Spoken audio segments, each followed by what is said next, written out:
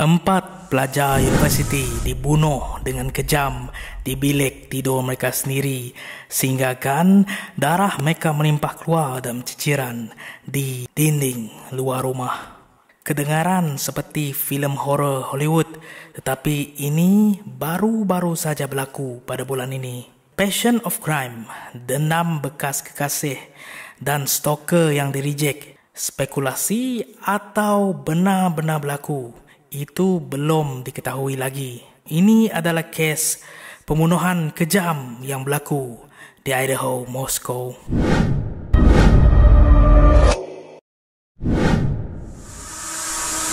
Christy, you called the person that did this the boogeyman. Yeah. What did you mean by that?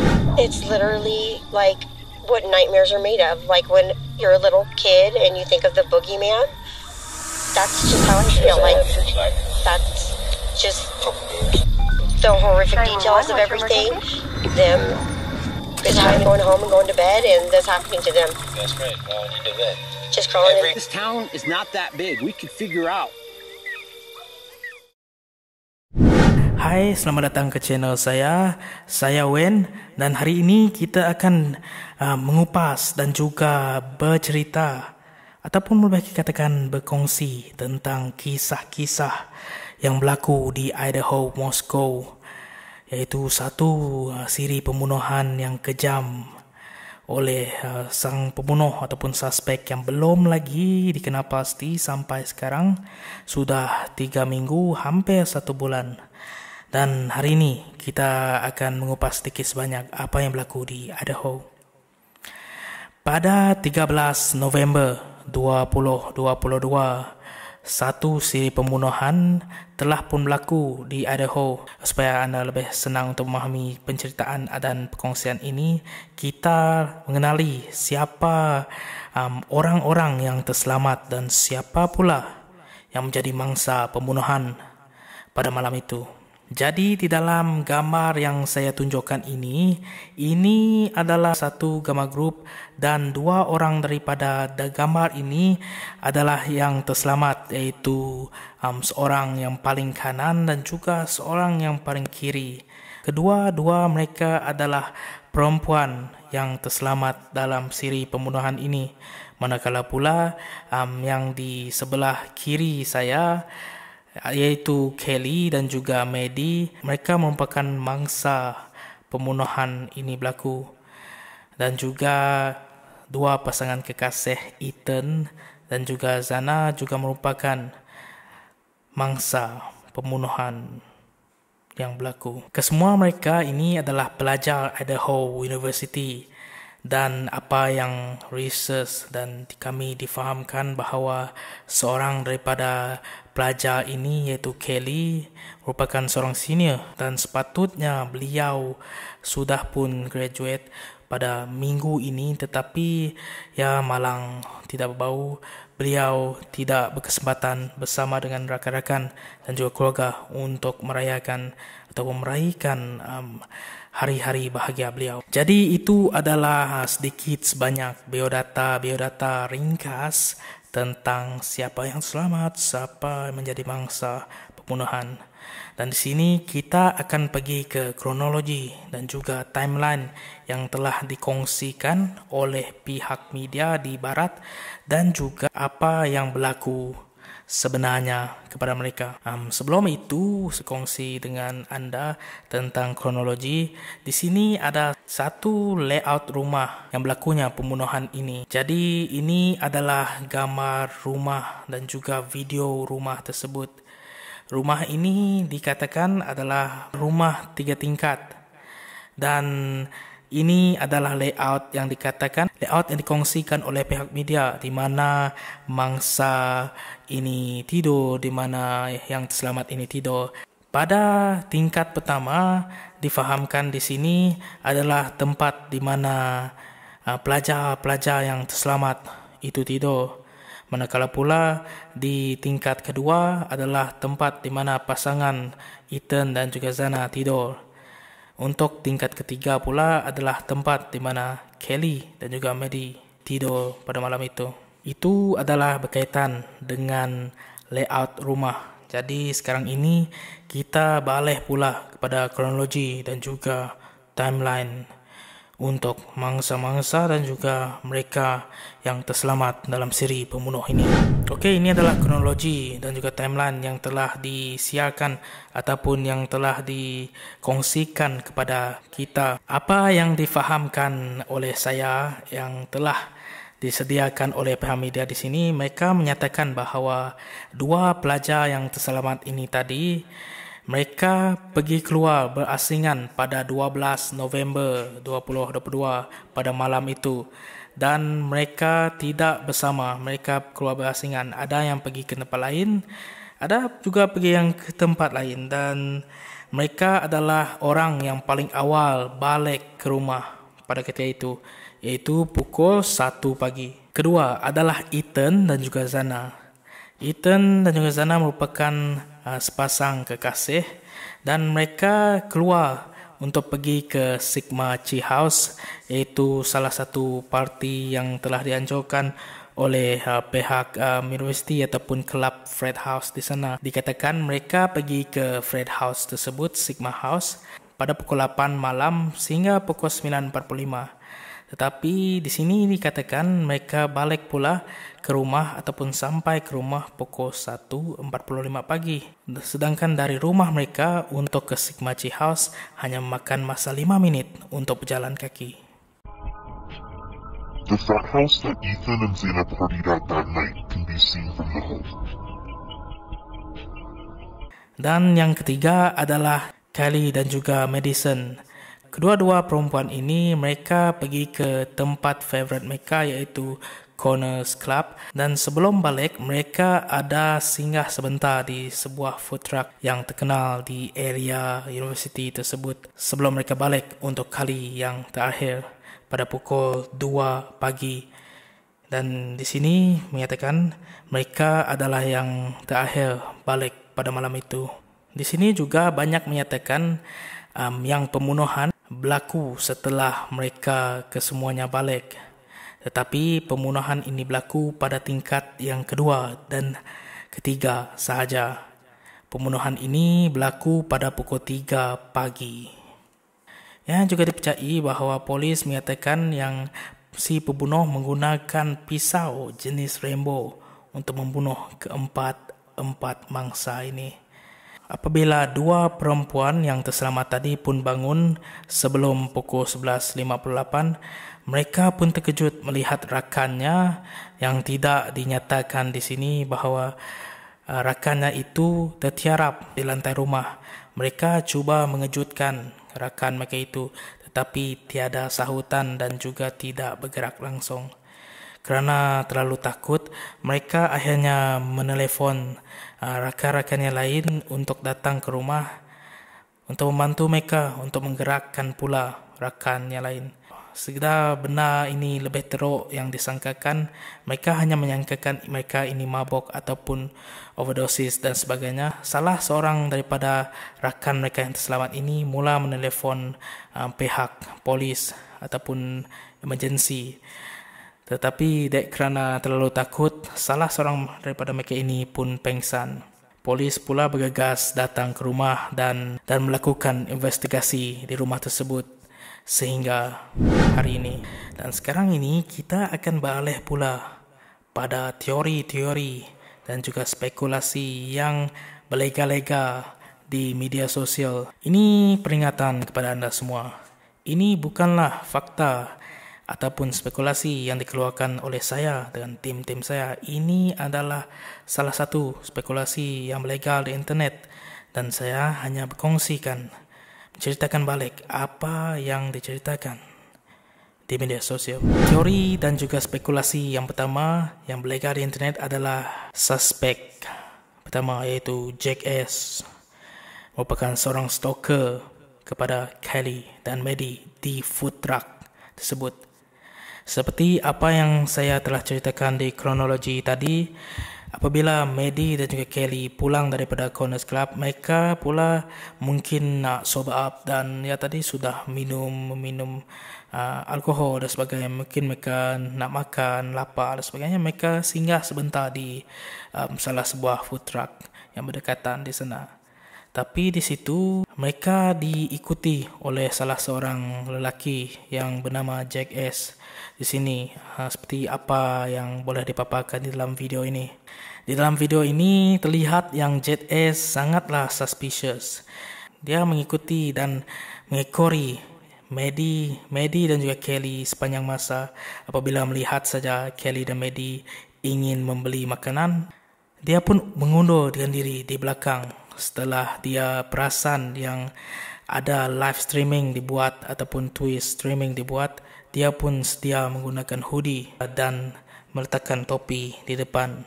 Di situ kita boleh lihat bahawa sepanjang video ini, tangan kiri si Jack S ini tidak pernah pun keluar daripada poketnya. Sentiasa menguasai persekitaran dan seperti agak paranoid di situ. Dan sentiasa melihat Kelly dan juga Maddie. Dan seperti apa yang dalam video ini, kita dapat melihat bahawa si Jack S ini, dia tidak mahu melepaskan tangan kiri dia daripada dalam poket tersebut. Seperti ada benda yang dia ingin sorokkan, seperti sangat paranoid dan sangat suspicious di situ. Dan ada yang mengatakan bentuk apa yang dia sedang cek di sana di dalam poket dia adalah seperti seakan-akan sebilah pisau Rambo yang dikatakan digunakan dalam pembunuhan bersiri ini.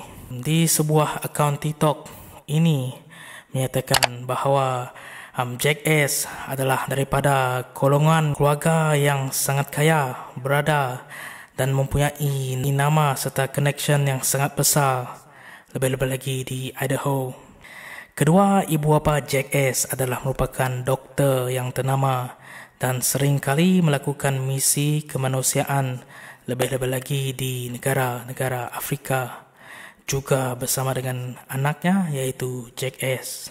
Dan mereka adalah merupakan salah satu keluarga yang sangat dipandang tinggi dan juga dihormati dan disayangi di Idaho.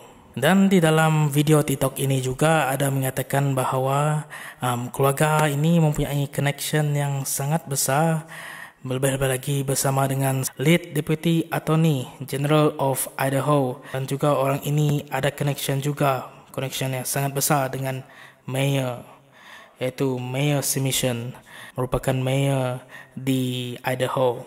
Adakah dengan nama, dengan reputasi seperti itu, mereka gunakan segala kelebihan itu untuk menutup mana-mana mulut yang cuba membuka rahsia anaknya yang merupakan seorang pembunuh.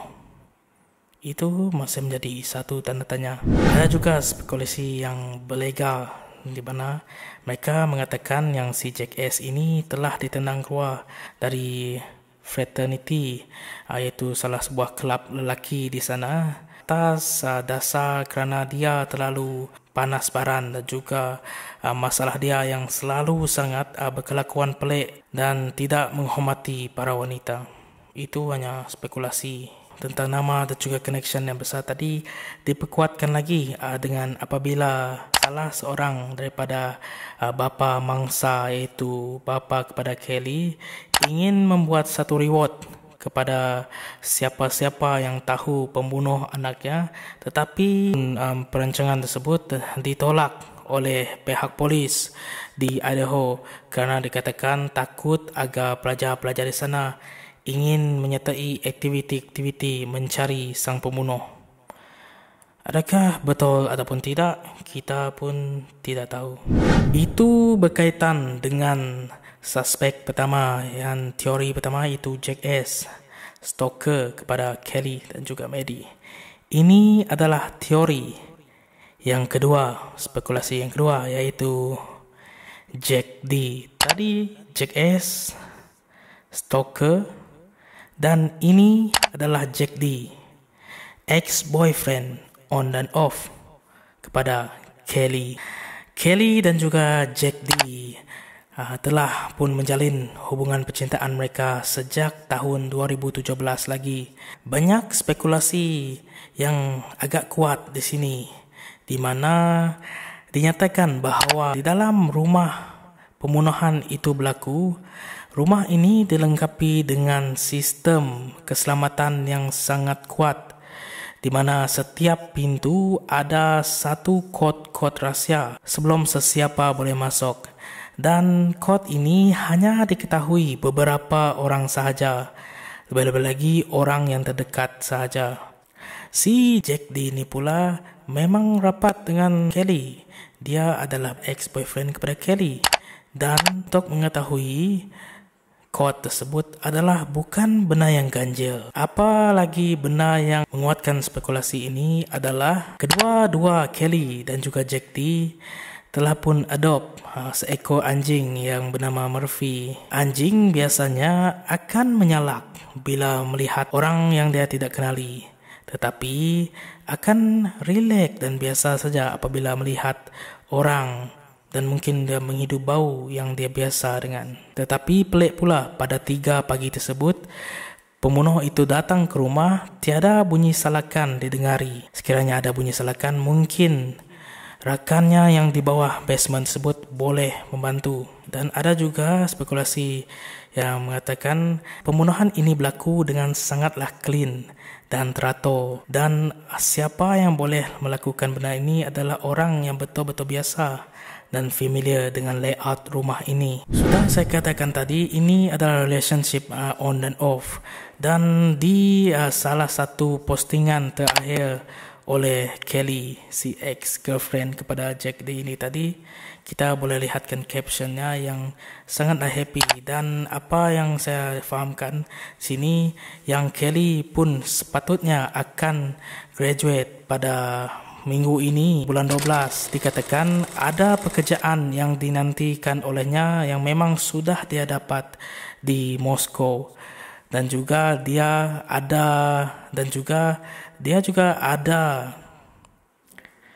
juga ada kereta baru. Boleh dilihat di sini, Maggie sangatlah happy di setiap postingan beliau. Tanpa si Jack D ini tadi, bermungkinan si Jack D ini berasa sangat gugat dengan apa yang telah berlaku di hidupnya. Dia melihat yang si Kelly ini tadi tidak memerlukan dia pun dalam hidup. Bermungkinan itu menyebabkan si Jack D ini membunuh dia. Apa-apapun itu masih spekulasi. Dan ini adalah teori ketiga. Teori ketiga ini adalah pergaduhan di Sigma House G antara Ethan dan orang-orang di sana. Kita tahu di parti-parti biasalah apabila berlaku yang pergaduhan mesti ada sebab-sebabnya. Lebih-lebih lagi apabila it's include alkohol. Masa itu apabila alkohol sudah high dan sebagainya, benar macam ini akan senang-senang berlaku. Dan spekulasi ini dikuatkan lagi apabila salah seorang polis di sana, apabila mereka menghentikan 3 orang pelajar ini yang telah pun balik daripada parti tersebut pada pukul 3 pagi. Pada pukul 3 pagi ini, pembunuhan masa itu sedang berlaku. Dan apa yang anda boleh lihat di sini adalah betul-betul berdepan dengan polis ini berlakunya sesi pembunuhan di sana. Dan di sini pula, di background belakang sana adalah salah satu benda yang menarik perhatian kerana tampak ada orang berlari. Beberapa kumpulan di sana berlari. Dan sebenarnya ini sangat berdekatan dengan rumah pembunuhan itu berlaku.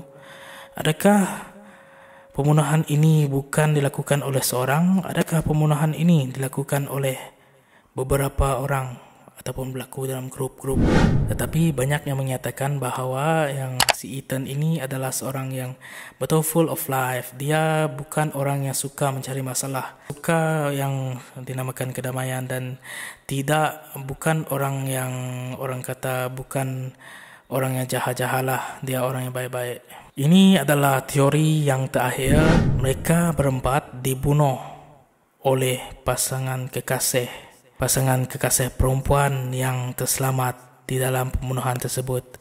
Seperti apa yang dinyatakan di media, ada salah satu Snapchat, gambar Snapchat iaitu GeoSnap, Joe Snap ini hanya orang tertentu di dalam komuniti itu saja yang mendapat receive Snapchat ataupun gambar-gambar itu. Di sini gambar ini menunjukkan bahawa salah seorang lelaki menggunakan ski mask dan mempunyai birthmark yang sama dengan boyfriend seorang perempuan yang terselamat itu. Dan juga apa yang agak fishy dan suspicious di sini, lihat bahawa terdapat kesan tumpukan yang seakan-akan tumpukan darah di sini dan juga di belakang hoodie dia, di atas hoodie dia, maaf. Dan apa yang saya katakan tadi, ada birthmark seakan-akan sama dengan boyfriend perempuan yang terselamat tersebut, kerana apa yang netizen cari di Instagram, Facebook dan sebagainya memangnya sama dengan gambar tersebut, dan juga mempunyai ski mask yang sama.